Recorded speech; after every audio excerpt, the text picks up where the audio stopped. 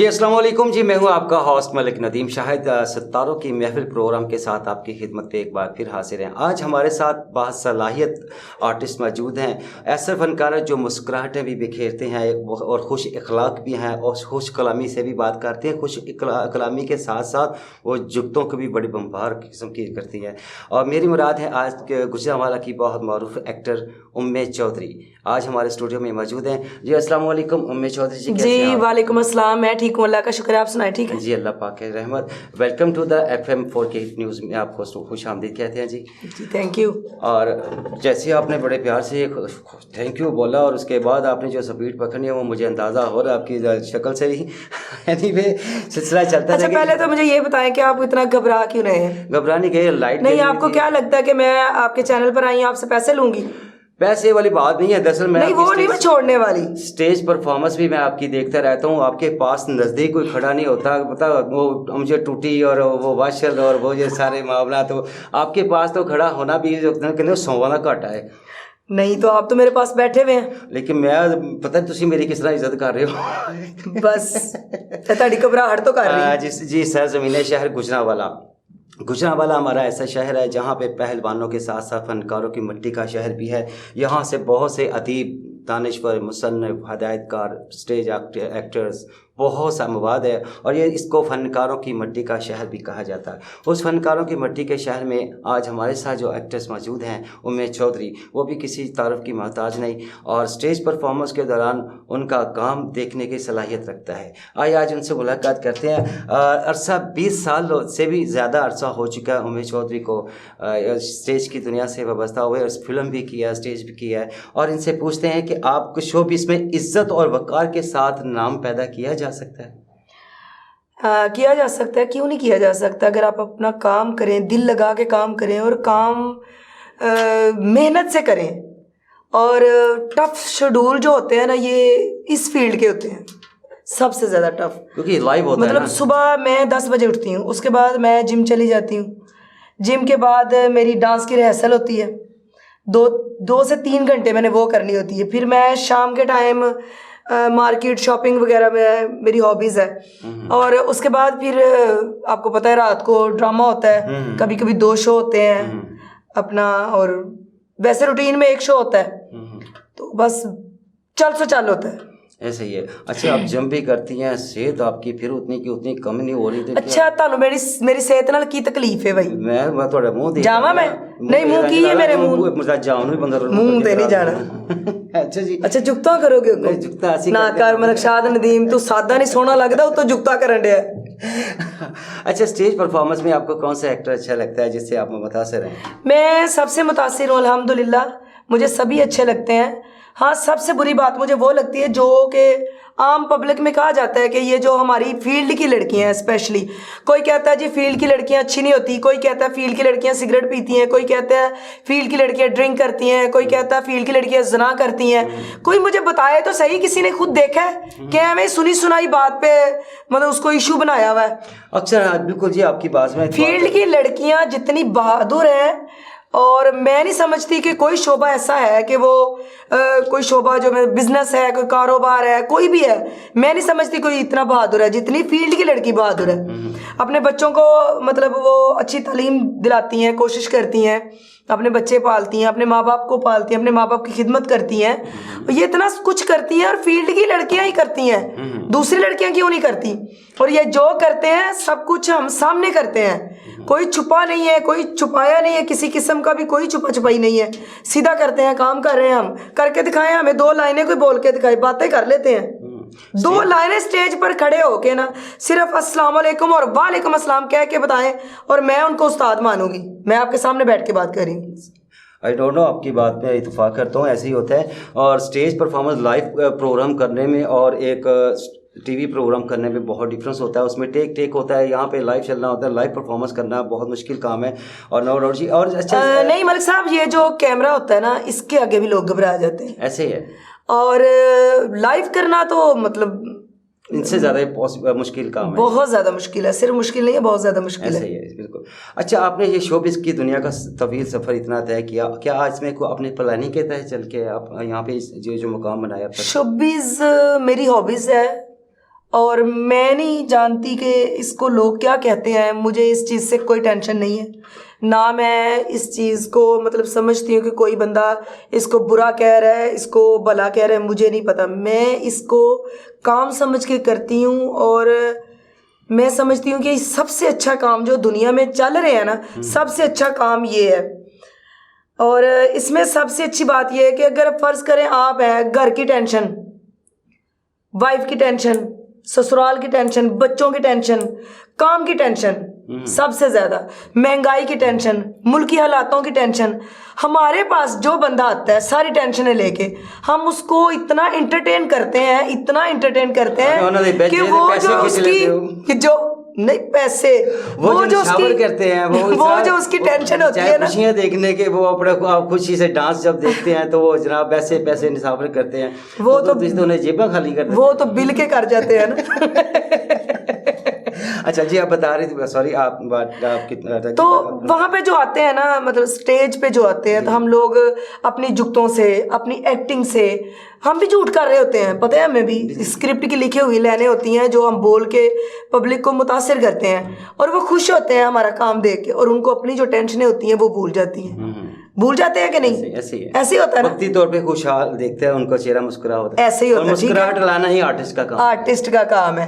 तो बेटर काम किसका हुआ, हमारा हुआ या दूसरे काम हुए? देखें जी, दोनों मैनेज करके चीज का होता है, अकेले बंदे का काम नहीं, ताड़ी एक से बैठी है, दोनों से नहीं। मतलब शायद नदीम मुनाफकत कर रहे हैं। मुनाफकत वाली बात नहीं, हमेशा देखिए जिंदगी के हर दो पहलू हैं मेरी नज़र में।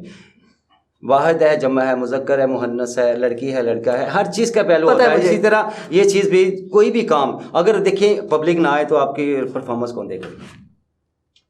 एक एग्जांपल दे रहा हूँ। हाँ ये तो होता है, लेकिन अल्लाह ना करे ऐसी बात ना करें कि कोट खाओगे मेरे को। लेकिन परफॉर्मेंस अच्छी भी हो तो फिर जाहिर बात है पब्लिक तो खुद देखने के लिए आती है। अच्छा मैडम जी, आपने अब तक कुछ कितनी फिल्में की हैं और कितना स्टेज किया है, कुछ इस पर? फिल्में कम से कम मैंने 5 से 6 की हैं। अच्छा, कौन कौन सी की है? और फिल्म की है एक, मैंने टू मच की है, बाऊजी की है, और बटवीर की है, और पता नहीं, हाँ कातल और कानून की है, तो और पता नहीं कौन कौन सी की है, मुझे तो ड्रामे का नाम नहीं याद होता। एक बंदा मेरा फैन था, वो मुझे फ़ोन करके कहता मैडम जी आपके ड्रामे का नाम क्या है? मैं कि मुझे नहीं पता। कहता फिर वो ड्रामे में नहीं हो। मैं कि मैं ड्रामे में हूँ लेकिन मुझे नाम का नहीं पता, और वाकई में मुझे नाम का नहीं पता होता ड्रामे का। अच्छा, ऐसा है कि आजकल के दौर में फहाशी का बहुत ज़्यादा रुझान है और अक्सर आर्टिस्टों को बहुत ज़्यादा कहा जा रहा है कि ये वर्गल वगैरह भी करते हैं, लेकिन बहुत अच्छे आर्टिस्ट भी मौजूद हैं। आप इस किसको दोष ठहराएंगे, आप डायरेक्टर्स को, प्रोड्यूसर्स को, या खुद एक्टर को? मैं अपनी ज़ाती बात करूँगी, ये ड्रामे के हवाले से अगर कोई लड़की वर्गल करती है, ठीक है, तो मैंने तो देखा नहीं है, मैंने तो इतना काम किया, मैंने तो नहीं देखा, ठीक है जी। और अगर हुआ है अगर ऐसा तो उसको बैन किया जाता है, अदारे हैं पीछे, उसको बैन कर दिया जाता है, उसमें कोई इशू नहीं है। बिल्कुल, याद आया, अदारे से याद आया, आर्ट्स काउंसिल में भी आपने बहुत ज़्यादा परफॉर्म किया है, रज़वी साहब मैंने अल्हम्दुलिल्लाह बेस्ट एक्टर का अवार्ड लिया है, वो नो डाउट जी, इसमें कोई शक नहीं। अभी पिछले दिनों भी वहाँ पे प्रोग्राम किया गया था और वहाँ पे भी आपको एज ए बेस्ट एक्ट्रेस का अवार्ड दिया गया है। और आप ज़्यादातर आर्ट्स काउंसिल में बहुत सा आप वाहिद आर्टिस्ट हैं फीमेल्स में जो सबसे ज़्यादा आर्ट्स काउंसिल को टाइम देते हैं। बिल्कुल ऐसे ही है, और मुझे अच्छा लगता है क्योंकि वहाँ पे आर्ट प्ले होते हैं, वहाँ पे लेडीज़ आती हैं और बच्चे आते हैं जो कि हमारी एक्टिंग, हमारा जो एक तो ट्रेजेडी सीन होते हैं वो देख के उनको वो सबक हासिल करते हैं, वो सीखते हैं हमसे। अगर हम ही ये सारा कुछ वर्गल ही करी जाएं और मतलब कॉमेडी करी जाए, इस किस्म की वर्गल किस्म की करी जाए, तो इसमें हम बच्चों को कुछ सिखा तो नहीं सकते। और आर्ट्स काउंसिल के जो शो होते हैं ना, उनमें ये होता है कि जो फैमिलीज आती हैं वो सीखते हैं हमसे कि किसी की इज्जत रिस्पेक्ट करना, किसी को इज्जत देना, ये सीखते हैं। अच्छा, आर्ट्स काउंसिल के ड्रामों में और स्टेज के ड्रामों में डिफरेंस है। वहाँ पे आप जुगतों की बम्बार करते हैं, यहाँ पे आप कह रहे हैं फैमिली देखने आती है, बड़ा सीरियस माहौल होता है, फैमिली यूजुअली होता है, कि इसमें डिफरेंस देख के आपका वहाँ पे आर्ट्स काउंसिल पे भी दिल करता है कि मैं वो जुगता मारा फिर? नहीं, मैं अगर मुझे दाल लगे तो मैं कर लेती होती हूँ, मैं छोड़ती, बकत नहीं जा रही। जैसे आप अमजद टूटी को नहीं छोड़ती।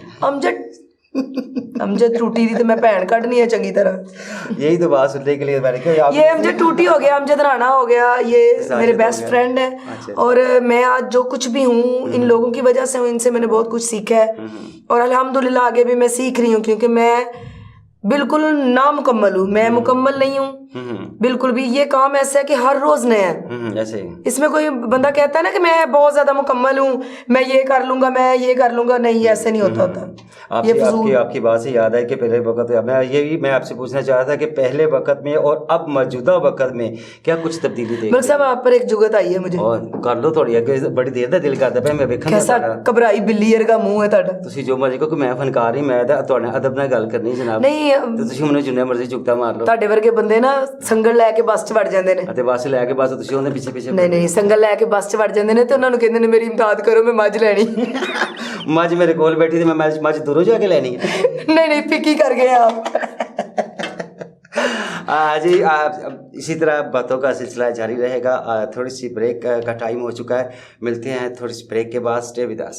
अस्सलाम वालेकुम व्यूअर्स, मैं हूं FM4 KTV की होस्ट ईशा रहमान और आपसे गुजारिश करने आई हूं कि अगर आप मुस्तनिद खबरों, बेलौक तज्जियों, गैर जनमदराना तबसरों और इसके साथ साथ म्यारी तफरीह, इल्मी, अदबी और सकाफती प्रोग्राम से लुत्फानंदोज़ होना चाहते हैं तो हमारे YouTube channel FM4 KTV subscribe करें, बेल आइकन को दबाना मत भूलिएगा ताकि आप लुत्फानंदोज़ होते रहें हमारे प्रोग्राम से और हमें देखते रहें FM4 KTV पर। Thank you. Welcome back to the सितारों की महफिल प्रोग्राम में आपकी खिदमत में एक बार फिर हाजिर हैं। हमारे साथ गुजरांवाला की बहुत मारूफ स्टेज एक्टर्स उमेश चौधरी हमारे साथ मौजूद हैं और गुफ्तगू का सिलसिला हम उसी से दोबारा शुरू करते हैं। जी उमेश चौधरी जी, अब आपसे मजीद सवाल। अच्छा मुझे ये बताएं कि ये आप लोगों ने कप रखे हुए, इनमें चाय तो डाली नहीं है? की पार्ट तुसी की पसंद करते हो? मैं क्या चाय तो डाली नहीं है, इनमें खाली रखे हुए कप। तुसी पी के तो देखो ਤੁਹਾਨੂੰ ਤੁਹਾਡੇ ਬੁੱਲਣਾ ਤੇ मैं भी ਤੁਹਾਡੇ ਪਰਦੇਜ਼ਾਰ ਕਰ ਦਾਂਗੀ ना। पर्दे में रहने दो, पर्दा ना उठा, पर्दा तो उठ गया तो पेट खुल जाएगा। जी उमेश देखिए जी, ये है हमारी उमेश चौधरी और स्टेज के साथ साथ यहाँ पे स्टूडियो में भी वो अपनी जुगतों से बात नहीं आ रही है। ये कंटिन्यू सिलसिला चलता रहेगा। अच्छा उमेश चौधरी जी, ज़रा सीरियस सी बात हो जाए काम के हवाले से भी, आपकी ज़िंदगी की बेस्ट परफॉर्मेंस कौन सी है और कब की और कहाँ की और कैसे की? वैसे तो शायद बहुत ज़्यादा ऐसे प्ले, ऐसी मतलब कहानियां हैं जो कि मैंने की हैं, लेकिन सबसे जो मतलब मज़े की है ना वो है बुल्ले शाह। हमारा एक ड्रामा था बुल्ले शाह और उसमें मैंने कथक क्लासिकल किया था और जिस दिन वो मेरा शो था ना उस दिन मेरे पैरों से खून निकल रहा था। तो मतलब उसकी एक पूरा महीना हमारी रिहर्सलें थी और उसको वो उसमें किया था। डॉक्टर इजाज बेग साहब हैं मेरे साथ, मेरे हमारे FM न्यूज़ के डायरेक्टर्स भी हैं जी। तो उन्होंने उसमें बुल्ले शाह का रोल किया था और मैंने मुरादी का। और उसमें वो एक ख्वाजा सरा था, शफीक जानी साहब, वो मुझे खंजर मारते हैं तो डेथ होती है। तो और उन्होंने मुझे ऐसे उठाया था सीधा ही ऐसे करके ना, वो सीढ़ी लगाई हुई थी ऐसे करके, ऊपर चढ़ के वो दूसरी साइड से आके फिर वही लाल चोला जो था उसमें मैं आके लेट गई। तो वो इतना खतरनाक था कि जब वो लाइट बंद हुई और लाइट ऑन हुई तो मैंने पब्लिक को देखा वो ऐसे करके बैठी हुई थी घबरा के, मतलब वो कैसा सीन होगा। और उसमें इतने इतने कीमती जो मतलब सीन थे उसमें, क्योंकि मुरादी जो के कहते हैं कि वो तवाइफ थी, तारीखी किस्सा है। तो एक माँ थी, उसके बच्चे को कोढ़ था तो उसको ना उसके घर वालों ने वो बच्चा फेंक दिया ना रोड पे ऐसे ही। तो वो जंगी होती है तो वहाँ पे मैं आती हूँ परफॉर्म करने के लिए ना, तो वो देखती हूँ वो बच्चा पड़ा हुआ है तो मैं इधर उधर देखती हूँ कि इस बच्चे की ना कोई माँ ना बाप ना कोई इर्द गिर्द कोई भी नहीं। मैंने उसको ऐसे उठाया है और उसको अपने साथ लगा रही है। उसकी माँ आई है तो वो कहती है जी तू मुरादी तवाइफ मुरादी कंजरी हो के तू मेरे बच्चे नू मतलब अपने नापाक अंग ना लाया, छोड़ मेरा बच्चा। वो देखती है ना, जबकि मेरे बच्चे को तो कोढ़ था, क्योंकि मुरादी जो थी वो अल्लाह वाली थी, मेरे बच्चे को कोढ़ था, उसका कोढ़ ठीक हो गया। उसने अपना बच्चा पकड़ा ऐसे देखा है और उसने वो वहाँ पे वो जो करैक्टर में कर रही थी मुरादी का, उसने मेरे पाँव पकड़े और मुझे उसने कहा तुम वाकई औरत नहीं हो, तुम अल्लाह वाली हो। मेरा बच्चा इसको कोढ़ था तो चूँकि इन्होंने फेंक दिया था जिंदा ही, तो तेरी वजह से मेरे बच्चे का कोढ़ ठीक हो गया। इस तरह की स्टोरी थी। फिर हमने एक ड्रामा किया जंडियाला शेर खां में, हीर रांझे का ओपन एयर स्टेज था और वहाँ पे मतलब हमारी जो ऐसे वॉइस होती है ना, हम ऐसे ही वॉइस आपको पता ही स्टेज पर बोलते हैं, लेकिन वो वहाँ पे नहीं बोला गया। वहाँ पे हमें माइक मिले और जिसमें मैंने परफॉर्म किया हीर का, तो उसमें ना वो जो रुखसती होती है जहाँ पे हीर की, तो वो रुखसती के दौरान हम रो रहे थे, वो सीन चल रहा था ट्रेजेडी। जब वो सीन ख़त्म हुआ तो वो स्टेज के आगे वो लेडीज़ पुलिस थी मतलब बुजुर्ग बाबे थे, तो उन्होंने ना मुझे 20-20 रुपए दिए। उनको लगता था जैसे मैं चीज लेने के लिए रो रही हूँ। उन्होंने मुझे 20-20 रुपए दिए और वो इतना अच्छा और इतना मजे का, और इतनी ऑडियंस थी कि मतलब हर तरफ जैसे ना सारे सर नजर आ रहे थे, कोई मतलब इतनी ज्यादा मतलब ऑडियंस थी वहाँ। गांव में था ना, किसी गांव में? नहीं गांव नहीं है वो, मतलब बकायदा कस्बा है। जंडियाला शेर खां आपने देखा नहीं, दरबार है ना उधर, जी बिल्कुल, अपना पीर वारिस शाह का। तो वहां पे हमने वो दरबार पर किया था, हीर वारिस शाह।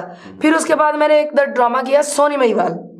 उसमें जो सोनी अपने मतलब वो आशिक से मिलके आती है, तो वापस जब आती है तो वो जो चाचे का बेटा होता है वो शिकायत कर रहा होता है बाप से, तो अल्लाह बाबा शुएब तुम्हें उठा ले। बाबा शुएब मेरे बाप का रोल कर रहा था। बाबा शुएब ने मुझे थप्पड़ मारा है, हुए मैं आपको बता नहीं सकती। उस थप्पड़ से मेरा पूरा मुंह जो है ना स्वेल हो गया, एक तरफ इतनी बड़ी हो गई थी। अमूमन तो होता है ना, फेक होता है ना जो थप्पड़। नहीं वो उसने मुझे जेन्युइन मार दिया।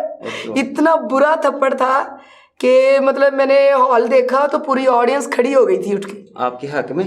मेरे हक में कि ये गलत हुआ।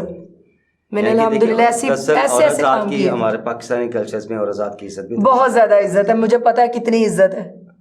क्यों, क्या कहना चाह रही हैं आप? नहीं कहना नहीं, मैं कुछ भी चाह रही है, मैं बस आपको बुरा लगेगा ना आपकी बात काट। नहीं बुरा क्यों ना, देखिए मैंने तो औरत की इज्जत की है ना, मैंने यही कहना कि औरत की इज्जत ये बातों में क्यों रह गया है कि औरत की इज्जत करते हैं हम लोग, तो और की और खुसरिया नहीं करिए फिर ऐसी बातों में रह गया ये। मैं सीरियस टॉपिक पे हूँ। हाँ सीरियस में ये बातों में रह गया कि औरत की इज्जत है। वाह, क्यों आजकल अक्सर ड्रामे टीवी पे भी देखें और अक्सर मीडिया में भी, सोशल मीडिया में आजकल बड़ा ये सर इन्हें नाज़रीन आपको मैं बताना चाह रहा हूँ, आजकल ये सवाल बहुत इन है कि हमारे कल्चर्स को उजागर किया जा रहा है लेकिन उसको नेगेटिव में किया जा रहा है। हमारे इस्लाम में औरत ज़ात को एक बहुत मुकाम दिया गया है, बहुत रुतबा दिया गया है, लेकिन आजकल जितने भी ड्रामे प्ले दिखाए जा रहे हैं उसमें औरत ज़ात के ऊपर हाथ उठाया जा रहा है, उसके ऊपर जुल्म किया जा रहा है। और ये जेन्युइन स्टोरी है, जेन्युइन घरों में ऐसे हो रहा है, लड़कियों की इज्जतों के साथ खेला जा रहा है, उनकी इज्जत लूट कर उनको मतलब मार दिया जाता है। वो औरतें नहीं है, वो बच्चियां नहीं है।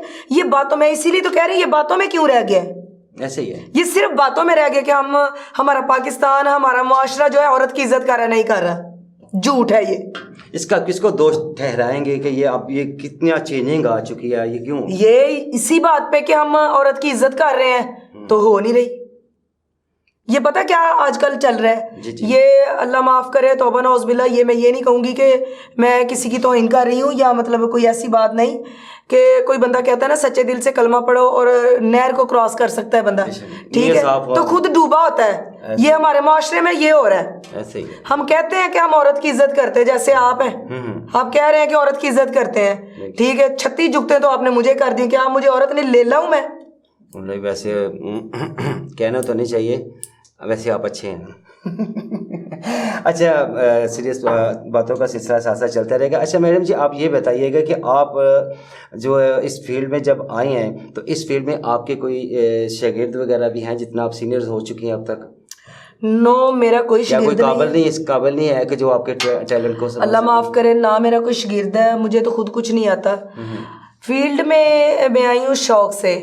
मैं गाँव की लड़की हूँ, बिल्कुल गाँव की सादी सी, और जुगता तो ही लगता है जैसा। अल्हम्दुलिल्लाह मेरे वाला साहब बाहर थे, तो मैं हमारे गांव में किसी के घर में ढोलक होती थी ना, शादी होती थी, तो मैंने अपनी दीवारें फलांग फलूंग के चले जाना। तो मेरी अम्मी ने मुझे बहुत मारना मैंने बड़ी मारे खाई है। और सुबह सुबह उठ के मेरे अब्बू को एक ही कॉल जाती थी, इसकी शादी ना कंजरों के घर करेगी। इसको मैं इतनी घूरियां निकालती रही हूँ कि वहां पे डांस ना करे, तो इसने इतना डांस किया वहां पे मेरी शिकायतें होती थी। अच्छा, इसी आपके सवाल से ही मुझे एक सवाल याद आ गया, क्या आपके सपनों का राजा भी अब है कोई आपके? नहीं, मुझे नहीं फजूल काम अच्छे लगते। शादी इस फील्ड में, शोबिज़ की फील्ड में, या अपने लव मैरिज करना चाह रहे हैं या नहीं, मैं कुछ भी नहीं करना चाह रही, इस तरह का कुछ नहीं करूँगी। मैं सिर्फ काम करूँगी, एंजॉय जिंदगी को एंजॉय करना। मैं मतलब आपको अच्छी नहीं लगती कि मैं बड़ी खुशहाल हूँ? ये देखे मैं इंटरव्यू कर रही हूँ, मुझे कोई कॉल नहीं आई। मेरे ऊपर आपने ज़रूर कोई थानेदार लगवाना है, उठनी कपड़े इस्त्री कर, उठनी चाय बना के दे, मैं तो नहीं कर दिया ਇਹੋ ਜਿਹਾ ਕੰਮ देखिए मियां बीवी ਫਰਜ਼ ਬਣਦਾ ਐਸੇ ਲਈ ਤਾਂ ਮੈਂ ਵਿਆਹ ਨਹੀਂ ਕਰਨਾ ਹਾਂ ਬਾਅਦ ਚ ਬੱਚੇ ਨਾ ਹੁਣ ਮੈਨੂੰ अगला घरों ਕੱਢ ਦੇ ਤੁਸੀਂ ये बात हाँ जी, इससे भी मुझे याद आ गया आजकल ये भी बड़ा सिलसिला है कि जिन्हें 3 बेटियां हुई हैं घरों ਕੱਢ दे क्या औरत नहीं है। यही चीज़ तो मैं कह रहा हूँ कि आप इसमें कोई आपने अवाम में पब्लिक में कोई इसमें कोई ख़ास मैसेज देना पसंद करेंगे आप इस टॉपिक नहीं? बस मैं तो यही करूँगी कि कहूँगी बल्कि कि शर्म करें, खुददारा शर्म करें, औरत की इज़्ज़त करें। औरत माँ है, बहन है, बेटी है, बीवी है और खुददारा इसकी इज़्ज़त करें बस। जी नाज़रीन, अभी हमारी गुफ्तगू हो रही थी उमेश चौधरी के साथ, और जैसे कि मैंने स्टार्ट प्रोग्राम में बोला था कि बासलाहियत अदाकारा हैं और हुस्न इखलाक की भी मालिक है, खुश कलामी की भी हैं और अच्छी एक्टर के साथ साथ एक अच्छी नेचर की भी मालिक हैं। वो तो एक ज़िंदगी का हिस्सा है, उनका टॉपिक है, उस सिलसिले में चलता रहता है। अभी एक छोटी सी ब्रेक का टाइम है, ब्रेक के बाद मिलते हैं दोबारा, गुफ्तगू का सिलसिला चलते हैं। Stay with us. अस्सलाम वालेकुम व्यूअर्स, मैं हूं FM4 KTV की होस्ट इशा रहमान और आपसे गुजारिश करने आई हूं कि अगर आप मुस्तनिद खबरों, बेलौक तज्ज़ियों, गैर जनमदराना तबसरों और इसके साथ साथ म्यारी तफरीह, इल्मी, अदबी और सकाफती प्रोग्राम से लुत्फ़अंदोज़ होना चाहते हैं तो हमारे YouTube channel FM4 KTV subscribe करें, बेल आइकन को दबाना मत भूलिएगा ताकि आप लुत्फ़अंदोज़ होते रहें हमारे प्रोग्राम से और हमें देखते रहें FM4 KTV पर। थैंक यू जी। वेलकम बैक टू द सितारों की महफिल प्रोग्राम में आज हमारे साथ बहुत ही खूबसूरत एक्टर्स उमेश चौधरी मौजूद हैं और बातों का सिलसिला, बड़ी खूबसूरत बातें कर रही थी, बड़ी मज़े वही अदाकारा हमारे साथ मौजूद हैं। और जी उमेश चौधरी जी, आपसे दोबारा कंटिन्यू करते हैं बातों का सिलसिला। अच्छा उमेश चौधरी, आपने बताइए कि आपकी ज़िंदगी में कोई यादगार लम्हा कोई ऐसा है? यादगार लम्हा? हाँ, मेरी ज़िंदगी का एहसास है, बल्कि मैं अपने आप को बहुत खुश नसीब समझती हूँ कि मैं नई नई फील्ड में आई थी। तो हम ना एक सॉन्ग कर रहे थे हीर रांझे का, वो वंजली वालड़िया। तो उसमें ना डॉक्टर इजाज बेग थे, रांझे का रोल कर रहे थे और मैं हीर बनी हुई थी। तो उसमें ना उन्होंने वो बांसुरी जो थी वो उन्होंने ऐसे करके पकड़ी हुई है, मैंने पंखी पकड़ी हुई है। तो हॉल में ना मैडम बाहर बैठे हुए थे, तो हम घबरा भी रहे थे कि मतलब बड़ी दुनिया के सामने हम काम कर रहे हैं। तो हम ऐसे एक टच था ऐसा ना कि डॉक्टर साहब ने ऐसे करके वो बांसुरी पकड़ी हुई है, तो ऐसे मुझे देखा, तो मैंने उनको ऐसे देखा है। तो बाहर बेगम ने कहा यहाँ ही रुक जाए, मैं खुद आती हूँ आपके पास। और वो हमारे पास आई और उन्होंने हमारे साथ पिक्स बनवाई और हमें अवार्ड भी दिया और बहुत ज़्यादा अप्रिशिएट किया, बड़ा मज़ा आया। फिर उसके बाद हमारे एक राइटर डायरेक्टर थे, अब तो वो अल्लाह को प्यारे हो गए, फोत हो गए हैं, अल्लाह उनको करवट करवट जन्नत दे। उनका हमने बहुत ज़्यादा काम किया है। लॉकडाउन था, लॉकडाउन में हमें उन्होंने गांव रिजवी साहब की बात हो नहीं, तकीर रिजवी साहब और मजे हुए हमारे, ठीक है। तो उन्होंने ऐसे हमें मतलब रखा जैसे उन्होंने खुद अपने बच्चों को नहीं रखा। वो ऐसे करैक्टर थे कि हमें उनकी इतनी ज़्यादा कमी है कि मैं आपको बयान नहीं कर सकती। वो ना हम गांव जाके ना तो हम प्ले दिखाते थे लोगों को, वो उसमें भी औरत का था कि कुछ लोग लड़की को वोट डालने जाने नहीं देते, ठीक है जी, उस मौजू पे था। फिर एक और था कि लड़की को पढ़ने नहीं देते, लड़का नालायक है उसमें और लड़की पढ़ना चाहती है, लड़की लायक है, और इस मौजू पे भी थे। और लेकिन हमारे कल्चर में था कि लड़कियों को पढ़ना चाहिए, मतलब लड़कों को मतलब पराठे खिलाने चाहिए और लड़कियों को सूखी रोटी, मतलब उस टॉपिक का था। और उसमें एक ना बड़ा मज़े का काम हुआ, मैं आपको बताना चाहूँगी, जी जरूर, आपके मतलब व्यूअर्स को बताना चाहूँगी मैं। वहाँ पे ना हमें एक गाँव है इधर सियालकोट के आगे, उसका नाम है दौड़, मतलब गांव का नाम भी दौड़। इतनी गाड़ी चलाई हमने, मैं भी गाड़ी ड्राइव कर रही हूँ, मेरे साथ अमजद राणा है और अल्लाह जन्नतों में घर करे मंजर मीन साहब है। हम गाड़ी चला रहे हैं, जा रहे हैं, इतना सफ़र कर रहे हैं और मंजर मीन साहब इतनी दाढ़ी थी उनकी ना। तो वो जब हम वहाँ पहुँचे हैं ना, तो वहाँ जाके अभी ड्रामा स्टार्ट नहीं हुआ, तो वो घर का ही सेट था, छोटा सा स्टेज था। तो हम रेडी हो रहे हैं प्ले के लिए, तो मंजर मीन साहब ऊपर आए हैं, तो एक बुजुर्ग आए हैं, तो उनको कहते हैं आगे, ओए गल सुन, और तेरे को कुछ अज की गल है तो कर, निकल तेरी बहन तो सुनते रसूल रख के ड्रामा कर रहे हैं। ओए वहां से हम जैसे गए हैं ना, मतलब ऐसे ही भागे हैं। मतलब हमारे साथ ऐसे भी वाकयात हुए हैं। मंजर मीन साहब बहुत अच्छी पर्सनैलिटी थी। बेशक बेशक। उनके साथ भी बड़ा अच्छा टाइम स्पेंड हुआ है। अल्लाह ताला उनको मंजर मीन साहब मुझे बताते हैं, कहते हैं मैंने बब्बू बरार और मस्ताना साहब को ना एक सूट दिया है, ये सूटों का भी काम करते थे साथ ना, तो कहते हैं ये मुझे पैसे नहीं दे रहे। तो मैं महफिल थिएटर गया हूँ, तो मैंने देखा कि ड्रामा खत्म हुआ है, तो ऐसे जा रहे हैं ना पब्लिक के बीच में से गुजर के जा रहे हैं, तो मैंने कहा ओए इत्थे रुक जाओ, इको थान दो मुजरमो। मतलब वो दोनों ने ना एक कलर के सूट पहने हुए थे और वही सूट जो मंजर मीन साहब से लिए थे। कहते इत्थे ही रुक जाओ, उन्होंने अपने माइंड में रखे, वो उस हिसाब से उनको जुगाड़ लगा दी। कहते इत्थे ही रुक जाओ, इको थान दो मुजरमो। मतलब पैसे नहीं दे रहे तो मुजरम है ना। और तो की रिजवी साहब को हम इतना सताते होते थे, मैं, अमजद राणा, शहदा नीलम, डॉक्टर एजाज बेग, और वो हमसे इतना ज़्यादा बदतमीजी से कहते हुए कुत्ते दो पुत्रो तुसी अगले ड्रामे च कोई नहीं। और सबसे पहले हमें फ़ोन करके बुलाते होते थे। और उनके बारे में मैं एक शेर कहना चाहूँगी कि उनकी कमी में मुझे एक शेर याद आ गया कि दुनिया उत्ते रख रिजवी ऐसा बैंड खलोन, कोल होवे ते हसन सारे टुर जावे ते रोन। और बहुत ज़्यादा कमी है, और मैं समझती हूँ कि सबसे ज़्यादा मुझे उनकी कमी है। मैं सुबह सुबह उठते सार उनको फ़ोन करती होती थी। नहीं माशाल्लाह जी, नो डाउट जी, आप हर आर्टिस्ट के साथ, हर अच्छे इंसान के साथ आप रख रखाव रखती हैं, और जो उसका मुकाम बनता है उस मुकाम के लिहाज से आप मिलती हैं। एक मैंने ना चाइना का भी किया प्ले, मुझे याद आया। जी जी बिल्कुल याद है, आप चाइना टीम के साथ भी, चाइना टीम के साथ वो ना, उसमें वो मैंने छोटी सी वो पकड़ी हुई थी, क्या उसको बोलते हैं, पंखी सी। अच्छा। वो उसमें ऐसे ऐसे करके वो चाइना की जो हल्के हल्के। हाँ, तो मैं ऊपर आके ना अंधेरे में खड़ी होती थी, तो रोशनी, तो मैंने कहा मेरा नाम है जी रोशनी, जहाँ पे अंधेरा होता है वहाँ पे मेरी ज़रूरत होती है, मेरा नाम है रोशनी। वो चाइनीज़ सफ़ीर आए हुए थे, उन्होंने बहुत ज़्यादा पसंद किया हमारा प्ले ना, क्योंकि आपको पता मैंने आर्ट्स काउंसिल के बहुत ज़्यादा काम किया, बहुत ज़्यादा, इतना मैंने कमर्शियल नहीं किया जितना मैंने काउंसिल का किया। तो चाइना टीम के साथ भी परफॉर्मेंस? हाँ किया, उनके साथ भी किया, बड़ा मज़ा आया उनके साथ भी काम करके। अच्छा, आपकी लाइफ में आपका कोई पसंदीदा अदाकार या अदाकारा कौन है? मुझे सभी पसंद है, मैं सबकी इज्जत करती हूँ, मुझे सभी अच्छे लगते हैं। आपने किससे मुतासर होके किया ज़्यादातर आप इस फील्ड को चूज किया था? नहीं, मैंने किसी से भी मुतासर होके नहीं किया। मैं सलाहियत है जी, मैं अल्हम्दुलिल्लाह, मुझे पहले शौक था, तो बस एक मेरी दोस्त थी, उसके हवाले से मैं फील्ड को टच हो गई, तो मैंने फील्ड ज्वाइन कर ली बस। जबरदस्त। मुझे सभी अच्छे लगते हैं, मैं भी बस अल्लाह ताला से दुआ है कि ये पूरी फील्ड जो कि पूरे पाकिस्तान की फील्ड है हमारी, अल्लाह सबको ज़िंदगी तंदुरुस्ती दे, एक दूसरे की इज़्ज़त करे, और पूरा पाकिस्तान अल्लाह ताला इसको अपने हिफ्ज़ो अमान में रखे, इसके हालात ठीक करें। और बस मैं इजाज़त चाहूँगी आपसे। जी बहुत शुक्रिया उमेश चौधरी जी। भी बस इनका चैनल सब्सक्राइब करें और इनका चैनल देखें, इनका चैनल हमारे घर भी देखा जाता है।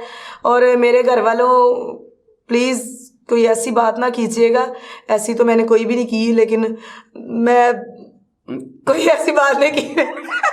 इतनी बातें करने के बावजूद भी अभी कुछ नहीं किया, और मज़ीद भी करना चाह रही हैं, लेकिन नाज़रीन टाइम बहुत ज़्यादा हो चुका है। उमेश चौधरी ने स्टेज पे भी जाना परफॉर्म करने के लिए। Thank you so much Umesh Chaudhary ji, आज आपने अपना बहुत कीमती टाइम हमें दिया, और उम्मीद करता हूँ कि नाज़रीन आप इस प्रोग्राम को ज़रूर लाइक करेंगे, और इस चैनल को सब्सक्राइब ज़रूर कीजिएगा, लाइक ज़रूर कीजिएगा, शेयर ज़रूर कीजिएगा, और अच्छे अच्छे कमेंट्स कीजिएगा मुझ पे, मलिक साहब पे नहीं, इस पे मैं खुद कर लूँगी। चलो देखना तो दोनों को चेहरा ही है, चाहे इसको करे चाहे इसको, उन्होंने बटन तो टल्ली का एक ही कर जाना ना। थैंक यू, सलामत रहे। थैंक यू सो मच जी, अल्लाह पाक सबको सलामत रखे, और दुआ में याद रखिएगा। मजीद नेक्स्ट प्रोग्राम में नए आर्टिस्ट के साथ आपकी खिदमत में फिर हाजिर होंगे, तब तक के लिए मलिक नदीम शाहिद और उमेश चौधरी को इजाज़त दीजिए। अल्लाह हाफिज़।